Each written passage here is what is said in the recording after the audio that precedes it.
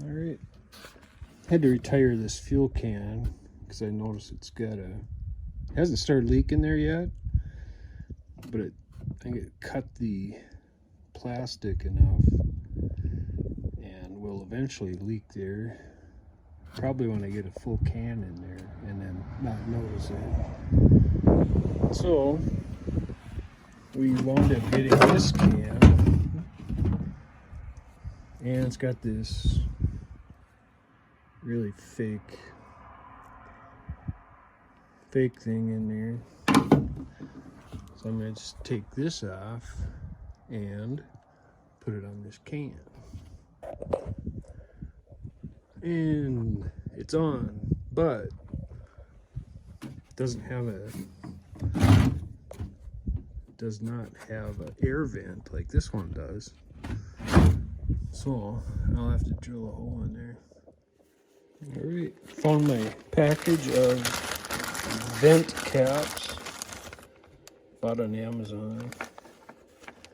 Just gotta drill it out and pound it in there and got a vent.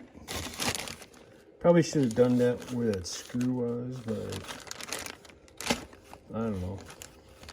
Didn't want to do that yet. Alright.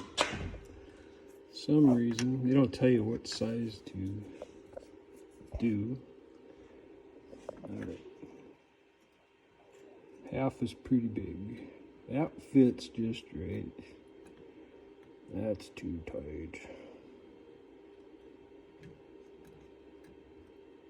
So we'll go with that one, which is 31/64. I'll just figure out which one of these it is.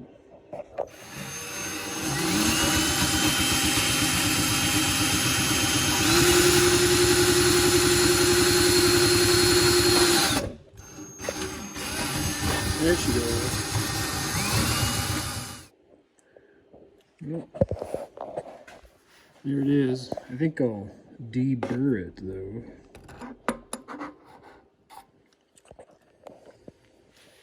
Alright. It's such a tight fit. I think I could just pound on it and go in. Still got that. I think I will take the heat gun and heat it all up.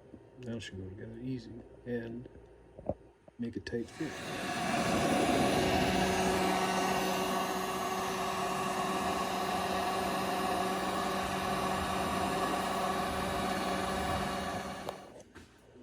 Alright, you guys missed that, but I just took and palmed my hand and popped it in. And it's like super tight. Tight fit.